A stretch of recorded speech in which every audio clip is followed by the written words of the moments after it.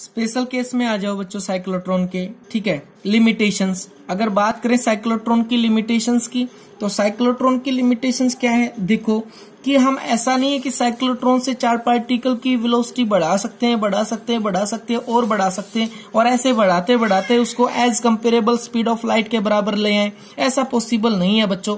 क्यों? क्योंकि हमारे पास एक रिलेशनशिप है, ठीक है, मास का वेलोसिटी के साथ, कि इस प्रकार से क्या होता है, m is equal to m naught 1 minus में v square by c square. ठीक है, तो m क्या है? यहाँ पे प्रेजेंट मास है। क्या है?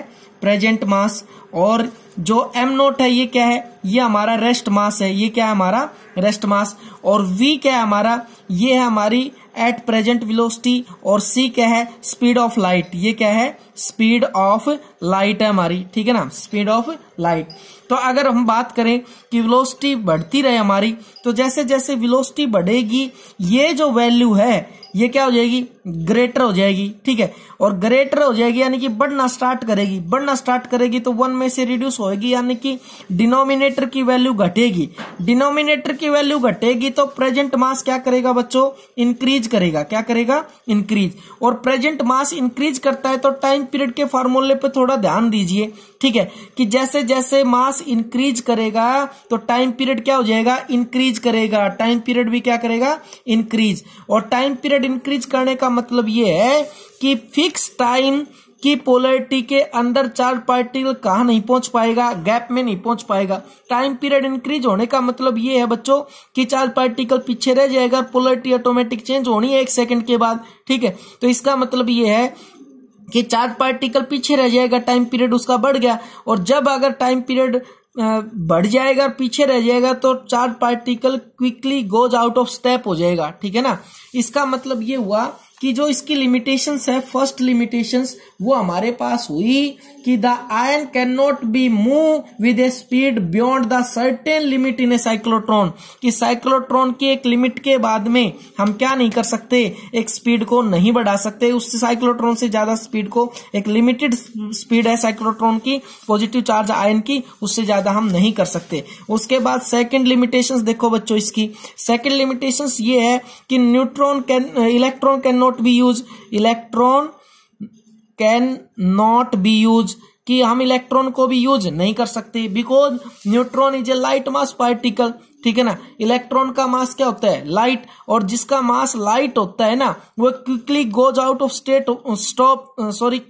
गोज आउट ऑफ स्टेप हो जाते हैं। जैसे हमारे पास कोई हल्का सा कोई कंक्रीट ले लो या फिर प्लास्टिक वाली बॉल ले लो, तो उसको जब हम थ्रो करते हैं तो वो कभी भी ऐसे डायरेक्ट पत्थर की तरह नहीं जाएगी। ठीक है ना, तो स्ट्रेट नहीं जाएगी, वो ऐसे ऐसे जाएगी झोले खाती हुई। इसका मतलब क्या है? कम मास है उसका।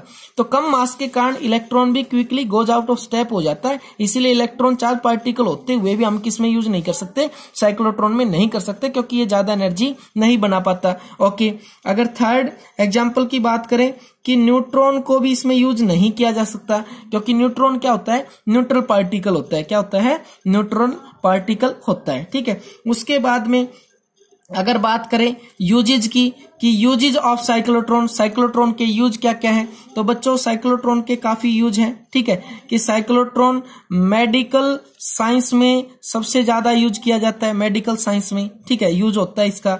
उसके बाद साइक्लोट्रॉन का न्यूक्लियर रिएक्शंस को कैरी आउट करने के लिए, न्यूक्लियर रिएक्शन में इसका यूज होता है बड़े लेवल पे। ठीक है, और न्यूक्लियर रिएक्टर, ओके, न्यूक्लियर